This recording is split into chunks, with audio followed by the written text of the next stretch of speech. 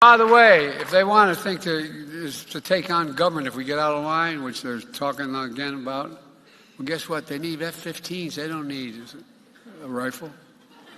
Listen here, you fantastically retarded motherfucker.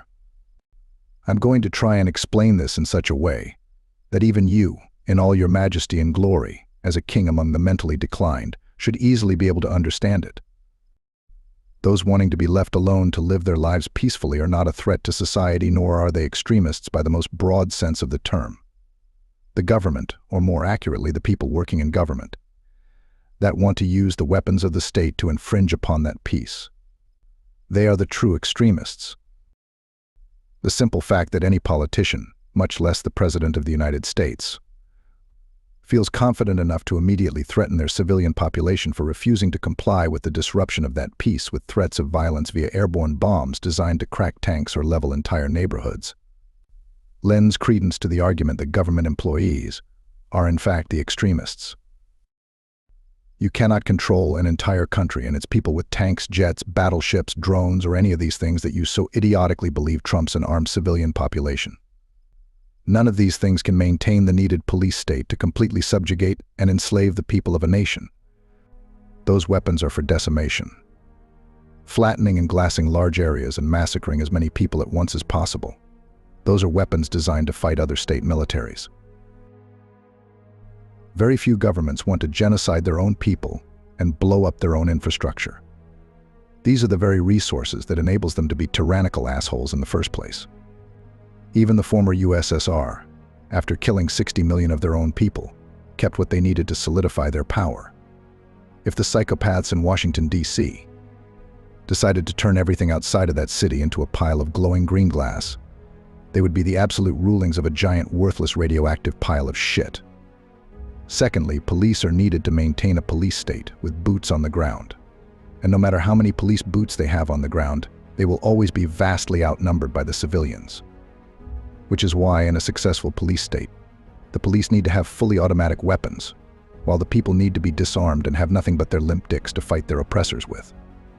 But when every random pedestrian has a Glock in their waistband, and every random homeowner has an AR-15, that plan goes out the fucking window. Because then the police have to face the reality that they are outnumbered, and will have bullets flying back at them when they try and force and mother, and our kids to enter the panel van going to the happy farm. If you want living examples of this, look at every single insurgency that the US military has tried to destroy. They're all still kicking, with dusty rust-bitten AK-47s, Toyota pickup trucks, and improvised explosives. In truth, these big, scary military monsters you keep alluding to are all but fucking useless in dealing with them. And lastly, for those of you among the plebeian masses calling for assault weapons bans and gun confiscation, I have a question for you. Why exactly do you think you're going to be a third-party spectator in the theoretical shit show you are so fervently advocating for? Because realistically speaking, it sounds like a suicide pact on your part. You're so fervent against gun ownership that you're already disarmed. You're also very open about your support for infringing upon the human rights of your neighbors by means of state violence. So what makes you think that when all is said and done, and there is open, disastrous civil conflict in the mainland USA, that you won't be blown apart by the very same bomb that landed on your neighbor's house, or caught up in the gunfire that ensued during a raid on your neighbor's home?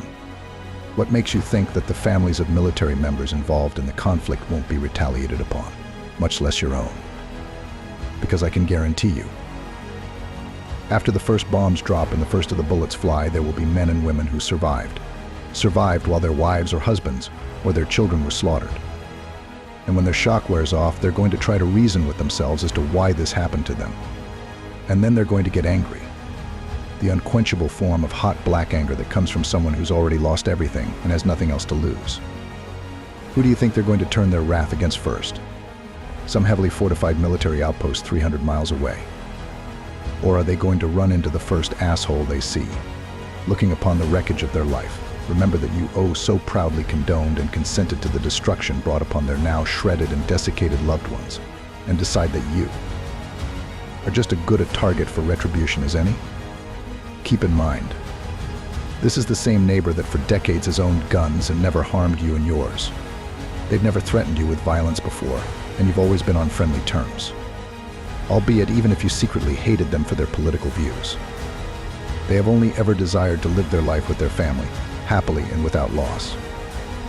And in your fear or hate-filled fervor to use the violence of the state to impose your political will upon your fellow Americans, you slaughtered the only things tethering your former neighbor from leaving this mortal coil and making sure they take you with them. For they are no longer your neighbors, but your enemies by choice. Gone is the friendly demeanor of the person you once knew. Now, in the empty, hopeless shell of a human being that you've created, is the doom of your reckoning. Have you ever really taken a single moment out of your privileged life to ponder the consequences of your actions? Is this really the future you envision for yourself and your loved ones? Because if not, then you might want to take a step back, inhale a deep breath, and ask yourself one final question. Do you really want to go through with this?